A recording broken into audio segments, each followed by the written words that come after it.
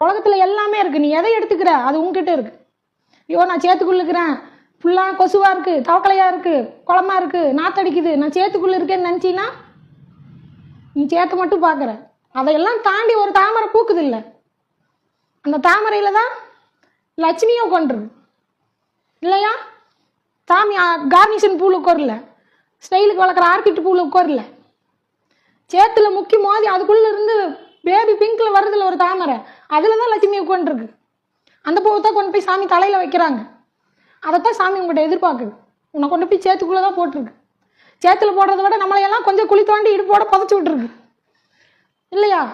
அப்போ இன்னும் நீ அதை முட்டி மோதி மேலே வர்றது உன் திறமை, உன் மேலே இருக்கிற நம்பிக்கையில தான் அங்கே புதைச்சி வச்சிருக்கு, இது வந்துரும்னு. அப்போ வந்தா யாருக்கு பெருமை?